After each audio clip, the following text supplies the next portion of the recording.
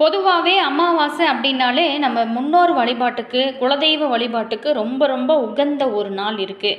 அப்படியே அமாவாசை நாளில் இது மட்டும் செஞ்சால் போதுமா, நம்மளுடைய வாழ்க்கையில் மிகப்பெரிய வளர்ச்சி வருமா அப்படின்னு கேட்டால் அது டவுட்டு தான். ஏன்னா அமாவாசை அப்படின்னாலே முக்கியமாக திருஷ்டி கழிக்க நம்ம முக்கியமாக திருஷ்டி கழிக்கணும். அமாவாசையில் திருஷ்டி கழிக்க பூசணிக்காய், தேங்காய், எலுமிச்சம்பழத்தில் சூடம் ஏற்றி வீட்டோட நிலை தலைவாசலில் நின்று கிழக்கு நோக்கி 3 முறை முச்சந்தியில் உடைக்க வேணும். அது மட்டும் இல்லாமல் உப்பு, கடுகு, காய்ந்த மிளகாய் இதெல்லாம் பயன்படுத்தி கூட திருஷ்டி கழிக்கலாம். அதே மாதிரி எந்த முறையில் நம்ம திருஷ்டி கழிக்கணும் இந்த அமாவாசை அப்படின்னாலே, பொதுவாக திருஷ்டி கழிக்கக்கூடிய நேரம் அப்படின்னு பார்த்தோம்னா மாலை நேரத்தில் தான், அதாவது சூரியன் மறையும் நேரத்தில் தான் நம்ம இந்த திருஷ்டி கழிக்கிறது செய்கிறது ரொம்ப ரொம்ப நல்லது. இதை எப்படி செய்யணும், எந்த முறையில் செஞ்சால் நமக்கு கண் திருஷ்டிகள் நீங்கி நம்மளுடைய வாழ்க்கையில் சிறப்பான ஒரு முன்னேற்றம் இருக்கும் அப்படிங்கிறத பற்றின ஒரு விரிவான வீடியோவை நம்ம பார்க்கலாம். அமாவாசை அப்படிங்கிறது ஒரு மங்களகரமான நாளில் இருக்கிறவங்களுக்கு, வீட்டில் இருக்கிறவங்களுக்கு திருஷ்டி சுட்டு போடுவாங்க. நம்மளுடைய முன்னோர்கள்லாம் பார்த்திங்களா, தாத்தா அந்த மாதிரியான பாட்டி, நம்ம அம்மா இந்த மாதிரிலாம் சுட்டி போடுவாங்க. இப்படி கண் திருஷ்டி நம்ம அன்றைய நாளில் நம்ம அமாவாசையில் செய்வது ரொம்ப ரொம்ப நல்லது. கண் திருஷ்டி இப்படி செய்கிறதுனால விலகும். இது வரைக்குமே தடைபட்டிருந்த காரியங்கள் அனைத்துமே கைகூடும். பொதுவாக அமாவாசை அப்படிங்கிறது மங்களகரமான நாள், வழிபாட்டுக்கு உரிய ஒரு பொன்னாள். அதே நேரத்தில் முன்னோர்களை வணங்கி ஆராதனை செய்வதற்கும் உரிய ஒரு நாள். பித்திருக்களோட ஆசி நமக்கு கிடைக்கும். பித்திருக்கள் அப்படின்னு சொல்லக்கூடிய நம்மளுடைய முன்னோர்களோட ஆசி நம்ம ஒவ்வொருவருக்கும் வாழ்விலும் ரொம்ப ரொம்ப அவசியமான ஒரு விஷயமா இருக்குது. அது மட்டும் இல்லாமல் குலதெய்வத்தோட அருளுமே நமக்கு கண்டிப்பாக வேணும். எனவே அமாவாசை நாளில் முன்னோர் வழிபாடு செய்கிறது ரொம்ப ரொம்ப நல்லது. அதே போல் தான் அன்றைய நாளில் பசுவை வணங்குறது நல்லது. பசுவுக்கு உணவோ அகத்திக்கீரையோ கொடுப்பது மகா புண்ணியம் அப்படின்னு சொல்லுவாங்க. காலை மாலை என 2 வேளையுமே வீட்டில் விளக்கேற்றுவதும் குடும்பமாக அமர்ந்து பூஜை செய்வதும் ரொம்ப ரொம்ப விசேஷமாக இருக்குது. அதே போல் தான் நம்ம வீட்டில் இருந்த முன்னோர்களோட படங்களுக்கு பூக்கள் போட்டு நம்ம அன்றைய நாளில் வழிபாடு செய்கிறது ரொம்ப நல்லது. அமாவாசை நாளில் குலதெய்வ வழிபாடு செய்வதும் குலதெய்வ கோவிலுக்கு போயிட்டு பிரார்த்தனைகள் செய்வதும் நல்ல பலன்களை கொடுக்கும்.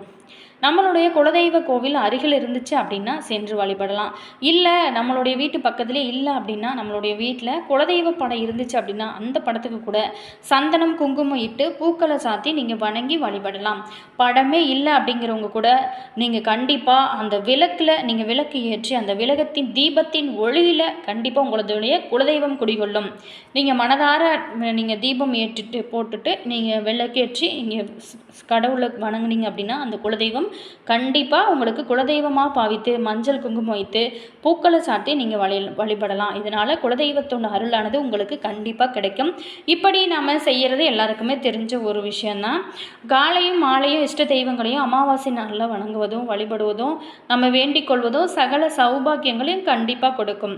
அமாவாசை நாளில் முன்னோர் வழிபாடு செஞ்சுட்டு குலதெய்வ பிரார்த்தனையுமே செஞ்சுட்டு இஷ்ட தெய்வங்களை எல்லாமே வணங்கிட்டு மாலையில் விளக்கேற்றியதும் குடும்பத்தார் அனைவருமே வீட்டு நடுஹாலில் அமர சொல்லிட்டு கிழக்கு பார்த்து நீங்கள் அமர சொல்லி அவங்கள, அல்லது வாசல் பார்த்து அமர சொல்லி நீங்கள் திருஷ்டி கண்டிப்பாக கழிக்கணும்.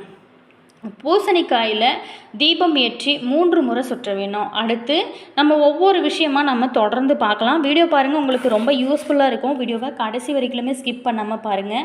வீடியோ பிடிச்சிருந்தால் மறக்காமல் லைக் பண்ணுங்கள். இது போன்ற பல சுவாரஸ்யமான தகவலை நீங்கள் தெரிஞ்சுக்கணும் அப்படின்னாலும் மறக்காமல் இனியவள் உற்சாகம் சேனலை சப்ஸ்கிரைப் பண்ணிட்டு கூடவே பாருங்கள், பெல் பட்டன் இருக்கும், அதையுமே ப்ரெஸ் பண்ணிக்கோங்க. அப்போ தான் நாங்கள் போகிற புது புது நியூ வீடியோஸ்லாம் உங்களுக்கு உடனுக்குடன் நோட்டிஃபிகேஷனாக வரும்.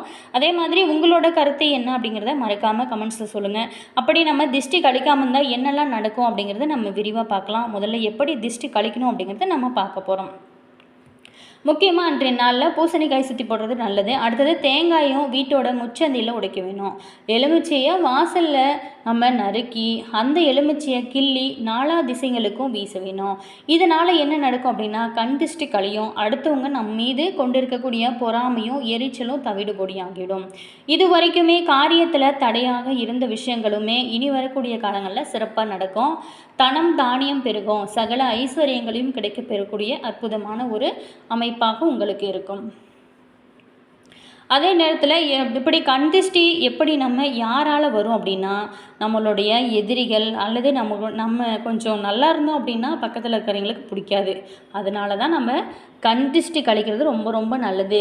கண் திருஷ்டியால் என்னெல்லாம் நடக்கும் அப்படி நம்ம கண் திருஷ்டி கழிக்காமல் இருந்தால் என்னெல்லாம் நடக்கும் அப்படின்னா, வறுமை, நோய் பாதிப்பு, சின்ன சின்ன பிரச்சனைகள், அடிக்கடி தலை சுற்றுறது, தடைகள், எந்த ஒரு விஷயம் வேலை செஞ்சாலும் ஒரு தடைகள், கைப்பொருள் இழப்பு, சண்டை சச்சரவு அப்படின்னு சொல்லிட்டு ஏதாவது நம்மளுடைய வாழ்க்கையில் தொடர்ந்து கொண்டே இருக்கும். இதன் மூலம் தான் கண் திருஷ்டி ஏற்படுகிறது அப்படிங்கிறத நம்ம அறிஞ்சு கொள்ளலாம். இது ஒரு அறிகுறியாக நமக்கு காட்டும். திருஷ்டி கழிக்க ரொம்ப விசேஷம் அப்படின்னா திருமணங்கள் போன்ற சுப நிகழ்வுகள் முடிந்ததும் பாருங்கள், ஆரத்தி எடுத்து திலகம் இடுவது அப்படிங்கிறது சங்ககாலம் தொன்று தொட்டே வருகிறது. விசேஷங்களின் போது கூட நம்ம குலை தள்ளிய பூவோடு இருக்கக்கூடிய வாழை மரங்களை வாசலில் கட்டுவதும் திருஷ்டி தோஷங்களை போக்கும் ஒரு குணம் வாழைக்கு உண்டு அப்படிங்கிறதுனால தான் அது வாழை மரத்தை கட்டுறாங்க. ஸோ வியாபார தலங்கள்லையுமே திருஷ்டி நீங்கள் எலுமிச்சம்பழத்தை நறுக்கி அதில் குங்குமம் மஞ்சள் தடவி வைப்பதை நம்ம பார்த்துருப்போம். மேலும் ஆகாச ஒரு வகை கிழங்கை மஞ்சள் சந்தனம் இட்டு குங்குமம் வைத்து கருப்பு கம்பளி கயிற்றில் கட்டி வீட்டோட நிலைவாசலில் தொங்க விடலாம். கல் உப்பை நம்ம குளிக்கக்கூடிய நீரில் கலந்து நம்ம வாரத்துக்கு ஒரு முறையாவது குளிச்சுட்டு வந்தோம் அப்படின்னா திருஷ்டியால் ஏற்படக்கூடிய உடல் அசதி, உடற்பிணி, சோம்பல் இது எல்லாமே கண்டிப்பாக நீங்கும். சோம்பேறித்தனமாகவே இருக்குது, ஒரு சுறுசுறுப்பே இல்லை அப்படின்னு நினைக்கிறவங்க கண்டிப்பாக இதை செஞ்சு பார்க்கலாம். அது மட்டும் இல்லாமல் வீட்டை நம்ம துடைக்கும் போது கூட நம்மளுடைய வீட்டில் செல்வம் அதிகரிக்கணும், கஷ்டங்கள்லாம் தீரணும் அப்படின்னு நினைக்கிறவங்க கண்டிப்பாக இது கல்லுப்பு ஒரு நாள் பள்ளிக்கோங்க, கொஞ்சமாக ஒரு மஞ்சள் பொடி சேர்த்துக்கோங்க. ரெண்டையும் சேர்த்துட்டு நல்லா கலக்கிட்டு அதில் வீடு தொடங்க ரொம்ப ரொம்ப நல்லது. இப்படி சேர்த்து தரையை துடைத்து வர கண் திருஷ்டிகள் நீங்கும்.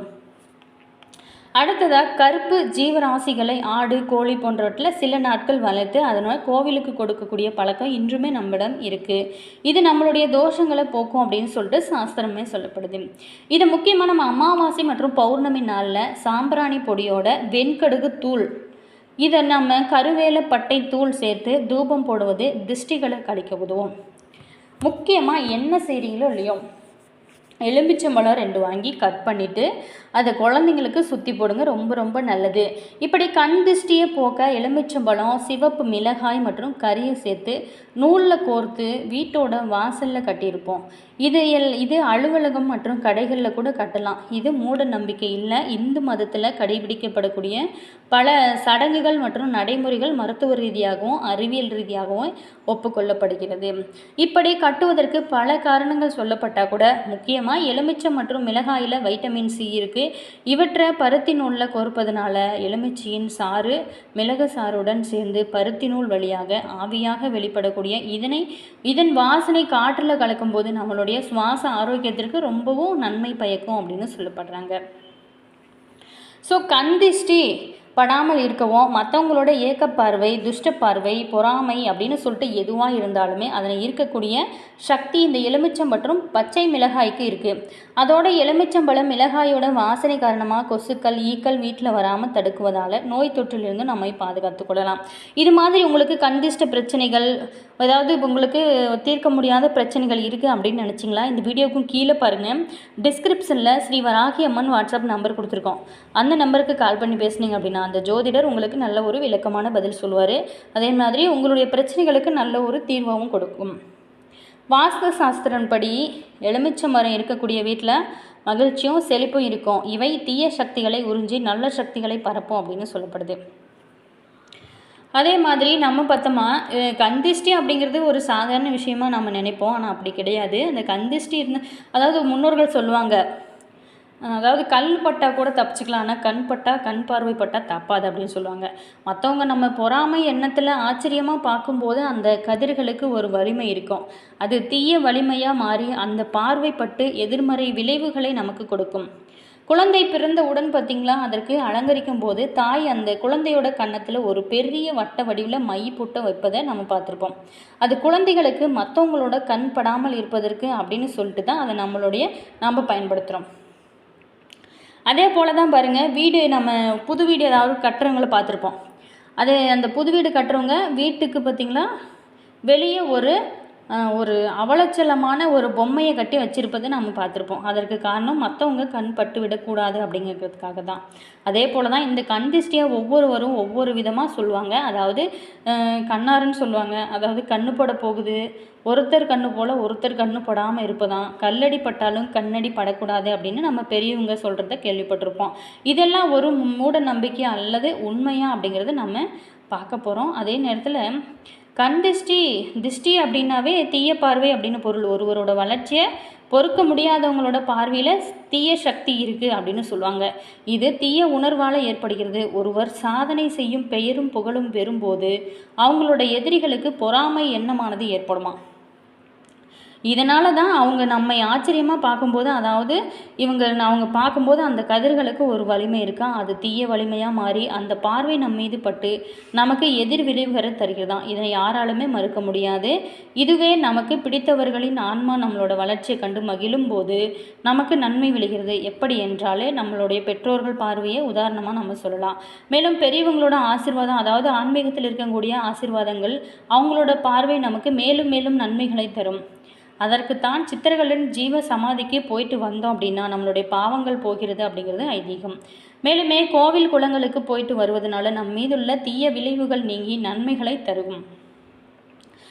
என்ன நேயர்களே, இந்த வீடியோவில் கண் திஷ்டி இருந்தால் நம்ம எப்படி தெரிஞ்சுக்கிறது, இது எப்படி நம்ம சரி செய்கிறது அப்படின்னு பார்த்தோம். வீடியோ உங்களுக்கு பிடிச்சிருக்குன்னு நினைக்கிறேன். வீடியோ பிடிச்சிருந்தால் மறக்காமல் லைக் பண்ணுங்கள், கமெண்ட் பண்ணுங்கள், ஷேர் பண்ணுங்கள்.